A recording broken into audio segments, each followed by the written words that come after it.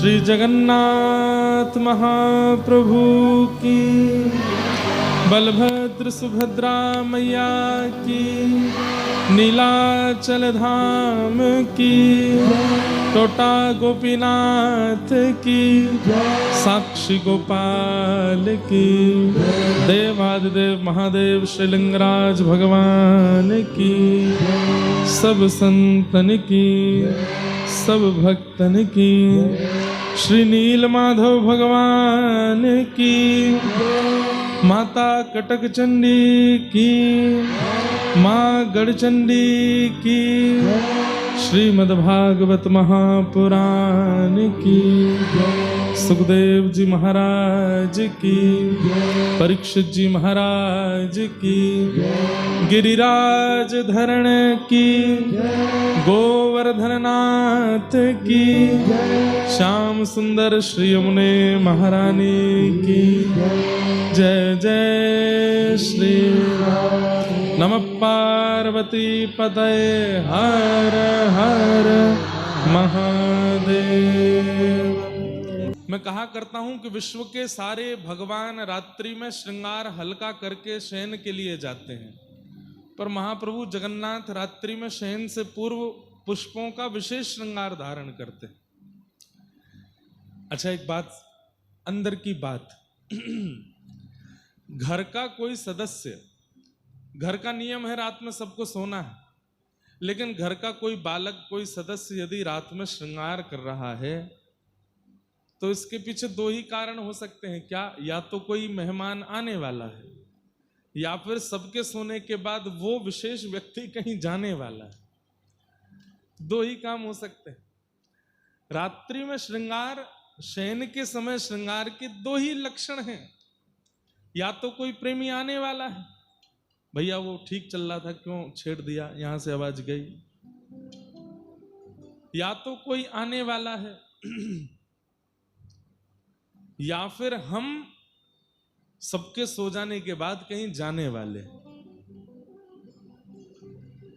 महाप्रभु के बड़ श्रृंगार भेष पर हम ब्रजवासी हैं, इसलिए हमारा भाव ऐसा आता है कि जब तक कपाट खुले रहते हैं महाप्रभु जगन्नाथ जी खड़े रहते हैं, सबको दर्शन देते हैं, लेकिन जैसे ही कपाट बंद होते हैं, शयन होता है महाप्रभु जगन्नाथ का, तुरंत महाप्रभु जी वृंदावन पहुंच जाते हैं और वहां जाकर के श्री प्रिया जी के साथ में, किशोरी जी के साथ रास विहार करते हैं।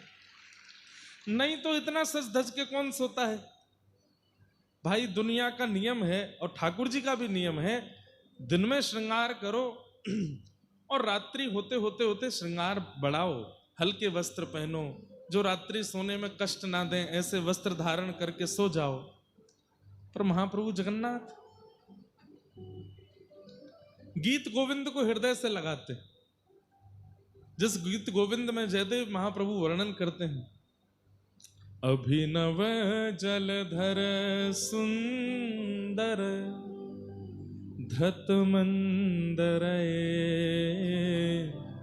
श्री मुख चंद्र चकोर जय जय देव हरे।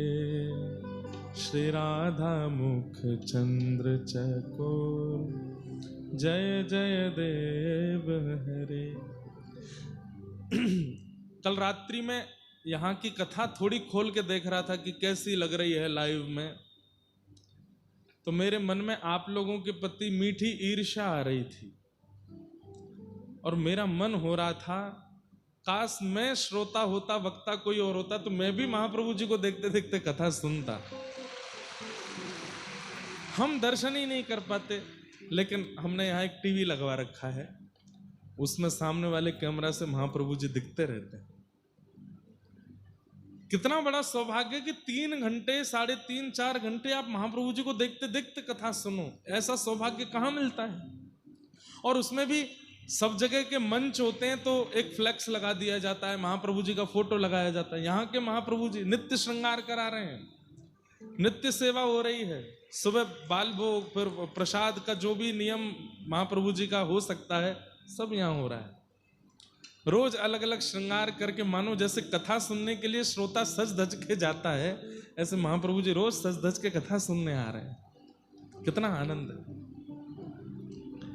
जयदेव महाप्रभु कहते हैं, भगवान अभिनव जलधर सुंदर धरत मंदर ए श्रीमुख चंद्र चकोर जय जय देव हरे।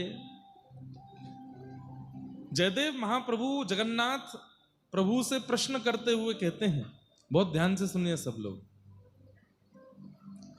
कि नाथ जब इंद्र ने कोप किया और व्रजमंडल को डुबाने के लिए मेघमालाओं को आज्ञा देकर के वर्षा की, तब आपने अपने बाम हस्त की कन्नी उंगली के नख पर गिरिराज जी को धारण किया। ठाकुर जी बोले हाँ। बोले पहली बात तो आपने गिरिराज जी धारण किए क्यों? जैसे इंद्र ने कोप किया, आप उसी समय यदि ऊपर देख लेते इंद्र की ओर, इतने में ही इंद्र को संकेत हो जाता कि ये तो परमात्मा है और वो बारिश बंद कर देते। लेकिन कोई बात नहीं, फिर भी आपने गिरिराज जी उठाए, गिरिराज जी को अपने नख पर धारण किया। 1 घंटा 2 घंटा 4 घंटा 5 घंटा 6 7 8 10 घंटे तक भी होता तो भी मुझे समझ में आती बात। 7 दिन 7 रात्रि तक आप ऐसे ही खड़ी रहे। जगन्नाथ जी बोले इंद्र वर्षा कर रहा था, तो जब तक वर्षा चलेगी तब तक खड़ी रहना पड़ेगा। बोले महाराज वो इंद्र है। अरे मानवों को पता चल जाता है इतनी देर में कि ये परमात्मा है, इंद्र को नहीं पता चला कि इतना बड़ा पर्वत उठाने वाला 7 वर्ष का बालक नहीं हो सकता, ये परमात्मा है, इंद्र को नहीं पता चला। ठाकुर जी बोले हो सकता है नहीं पता चला हो। जयदेव महाप्रभु कहते नहीं नहीं भगवान आपकी चोरी पकड़ी गई। बोले कैसी चोरी? बोले जब आपने गिरिराज जी उठाए, चारों तरफ ब्रजवासी इकट्ठे हो गए, उसी समय वृषभानुनंदिनी श्री राधा रानी आपके सन्मुख आ गए, बिल्कुल सामने आकर के खड़ी हो गई। आपने मन में विचार किया ये बहाना अच्छा है दर्शन करने का। गिरिराज जी नीचे धर दिए जाएंगे तो ये सब चले जाएंगे, श्री जी भी चली जाएंगी। वैसे तो इनके दर्शन होते नहीं है, कभी कहीं बड़े बहाने बना के इनके दर्शन करने पड़ता है। ये बहुत अच्छा संयोग बना है, ये जब तक वर्षा चलती रहेगी ब्रजवासी कहीं जाएंगे नहीं और किशोरी जी मुझको दिखती रहेंगी, इनका मैं दर्शन करता रहूंगा। इंद्र तो 7 मिनट में ही पहचान गया था कि आप परमात्मा हो। आपने ही उसको आज्ञा की, बोले वर्षा करता रहे ताकि मैं श्री जी को निहारता रहूं। श्री मुख चंद्र चकोर जय जय देव हरे। श्री राधा मुख चंद्र चकोर जय जय देव हरे। किशोरी जी के मुखमंडल को देखने के लिए आपने 7 दिन 7 रात्रि तक गिरिराज जी को धारण किया है नाथ। इसीलिए इस पंक्ति में, इस गीत गोविंद में जय जगदीश हरे होना चाहिए था, दशावतार स्तुति की तरह, लेकिन जय जय देव हरे। अरे कोई कवि अपनी जय कैसे लिख सकता है? मैं कोई कविता ठाकुर जी के लिए लिखूं और हर पंक्ति के बाद लिखूं इंद्रेश की जय हो, हर पंक्ति के बाद इंद्रेश की जय हो, कितना अजीब लगेगा। लेकिन गीत गोविंद की इस अष्टपदी में जय जय देव हरे, ये जयदेव महाप्रभु नहीं कह रहे हैं। जैसे ही ठाकुर जी का भेद खोला तो महाप्रभु जगन्नाथ जी बोल पड़े जय जय देव हरे, तुम्हारी जय हो जय हो जय हो। जयदेव मेरे रहस्य को तुम जानते हो, मेरे प्रेम को तुम जानते हो, मेरे भाव को तुम जानते हो। तो पूरे दिन तो महाप्रभु जगन्नाथ सबके ऊपर कृपा करने के लिए रहते हैं और प्रतीक्षा करते हैं कि कब संध्या बेला हो, रात्रि बेला हो, और तब ठाकुर जी अर्चकों को आज्ञा करते हैं अब हम रास में जाएंगे, हमारा श्रृंगार करो। सो ऐसी अद्भुत ठाकुर जी, आहा अधर चुंबित माला, अधर से स्पर्श करती हुई माला, ऊपर माला, यहाँ वैसे तो पूरे दिन ऐसे रहते हैं, लेकिन रात्रि बड़ श्रृंगार में 5 उंगलियों की तरह ऐसे पुष्प धारण करते हैं हाथ में। क्यों? रास करना है तो रास में हस्तकमल भी होने चाहिए, चरण कमल भी होने चाहिए, बढ़िया श्रृंगार करते हैं। और कपाट बंद होते ही महाप्रभु जगन्नाथ पहुंच जाते हैं वृंदावन, आहा, और वहां रास करते हैं श्री प्रिया जी के साथ। रास बिहार होता है, ये रास बिहारी। और एक बात बताऊं आपको,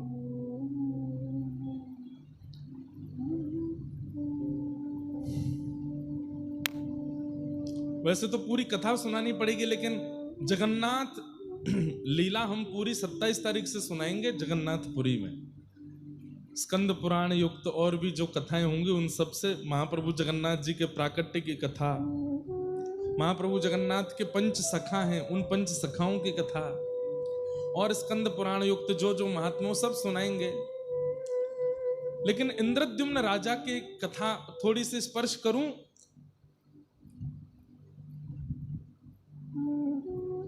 21 दिन के लिए कहा था, विश्वकर्मा जी एक वृद्ध का रूप धारण करके आए, क्योंकि इंद्रद्युम्न राजा को जो काष्ठ प्राप्त हुए थे जिनसे महाप्रभु जी का रूप बनना था, उनसे कोई भी रूप प्रकट कर नहीं पा रहा था। बड़े बड़े मूर्तिकार आए लेकिन सबकी छेनी हथौड़ा नष्ट हो जाते थे, लेकिन रूप प्रकट नहीं हो पाया। तब ऐसा कहते हैं कि विश्वकर्मा ही एक वृद्ध का रूप धारण करके आए और आकर के उन्होंने कहा मैं कुछ प्रयास करूं।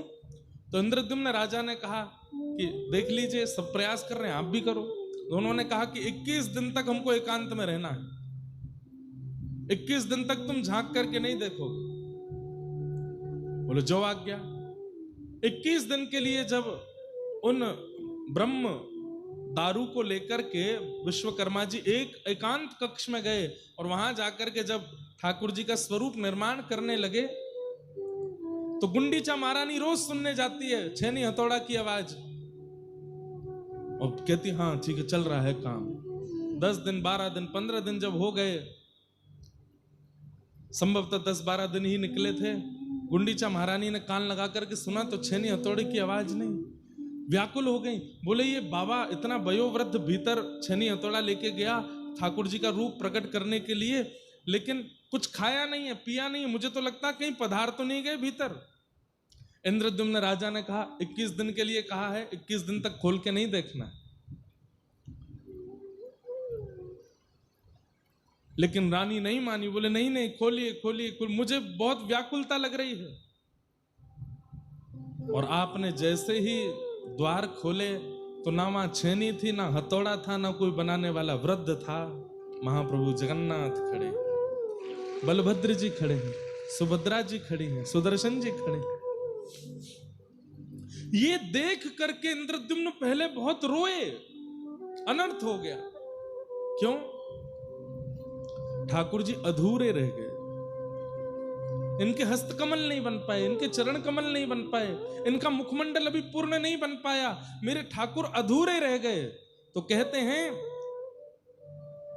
एक स्वर सुनाई दिया इंद्रद्युम्न राजा को, बोले अधूरे नहीं यही पूरे हैं, ये पूरे ठाकुर जी हैं।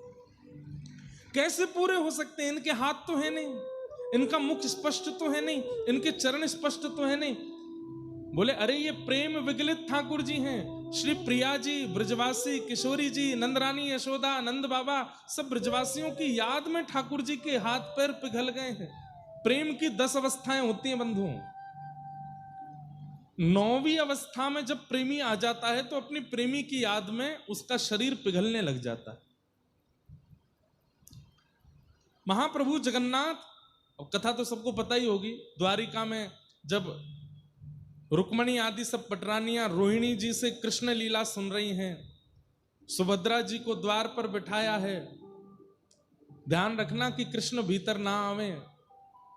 उसी समय कृष्ण लीला चलते चलते जब रास का प्रसंग आया तो स्वधर्मा सभा में बैठे हुए ठाकुर जी को स्वर आने लगा कान में, नहीं रोक पाए स्वयं को, चल करके आए।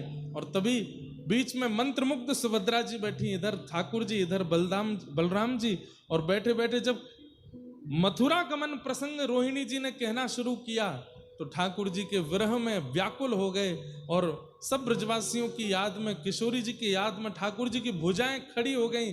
अरे मेरे ब्रजवासियों को कोई लेकर के मेरे हृदय से लगा दो, अरे मेरे ब्रजवासियों को कोई लेकर के आ जाओ। उस समय ठाकुर जी का श्री अंग पिघल गया। तब नारद जी प्रकट हुए और नारद जी ने भीतर चल रही कथा में जाकर के रोहिणी जी को शांत किया। बोले मैया कथा विश्राम करो, अनर्थ हो जाएगा। मैया बोली क्या हुआ? बोले ब्रज के विरह में ठाकुर जी पिघल गए। और बाहर आकर के देखा तो श्री द्वारिकाधीश बलभद्र जी सुभद्रा जी व्रज के विरह में प्रेम विगलित हो गए। द्वारिका के सब लोग रोने लगे, नारद जी कहने लगे नाथ अनर्थ हो गया। ठाकुर जी बोले नहीं, इस स्वरूप को संभाल के रखूंगा मैं। ये व्रजवासियों के प्रेम में विगलित मेरा स्वरूप है। कलिकाल में लोगों को प्रेम का अनुभव कराने के लिए मैं इसको पुनः प्रतिष्ठित करूंगा। कहां प्रतिष्ठित करेंगे? बोले ये अधूरा नहीं है, ये पूरा है, इसलिए पूरा स्वरूप पुरी में ही जाएगा जहां पूरे ठाकुर जी विराजमान। इसीलिए वैसे तो वो सप्तपुरियों में है इसलिए उसका नाम पुरी है, लेकिन वहां पूरे ठाकुर जी इसलिए भी पुरी है। पूरा व्यक्ति कब माना जाता है? धनवान है पूरा नहीं है, यशवान है पूरा नहीं है, पत्नी बच्चे घर खानदान सब कुछ है पूरा नहीं है। पूरा कब? जब उसके चित्त में प्रेम है तब पूरा। श्री ठाकुर जी पूरे हैं, प्रेम युक्त है, प्रेम से युक्त है, इसलिए पूरे हैं, इसलिए पुरी में है।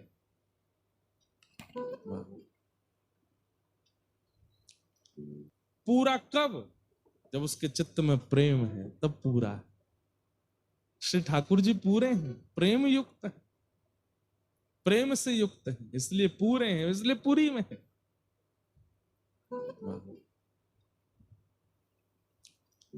तो ये ठाकुर जी का वृंदावन रास विहार का स्वरूप है। महाप्रभु जगन्नाथ जी का बड़ श्रृंगार शयन का रूप है, लेकिन एक भाव से ठाकुर जी रास में जा रहे हैं श्री प्रिया जी के पास, और वहां जाकर के रास करना। हमारे यहाँ व्रज का नियम है कि ठाकुर जी जब रात्रि में शयन कराओ तो उनका जितना भी श्रृंगार दिन भर उन्होंने धारण किया वो ठाकुर जी के तकिया के पास में ही रखना चाहिए। क्यों? हमको दिखाने के लिए ठाकुर जी थोड़ी देर सोएंगे, हम सब लोगों के सोने के बाद ठाकुर जी तुरंत उठ करके रास में जाएंगे। तो रास में ऐसे नहीं जाएंगे कोरे, बढ़िया श्रृंगार करके जाएंगे, नथ बेसर, कान में कुंडल, गले की माला सब धारण करेंगे, इसलिए श्रृंगार पास ही रखा जाता। अरे अब यहां भाव बनेगा कि नहीं पता नहीं, नहीं तो अष्टयाम में ठाकुर जी की मंगला से पूर्व की क्या लीला होती है वो किसी दिन सुनाऊंगा। मंगला से पहले ठाकुर जी भग के आ रहे होते हैं। कहां से? बोले रास से। क्यों? मंगला का मतलब क्या? बोले यशोदा मैया जगवे वारी है, वाके उठवे से पहरे पहरे नंद भवन पहुंचना मोए।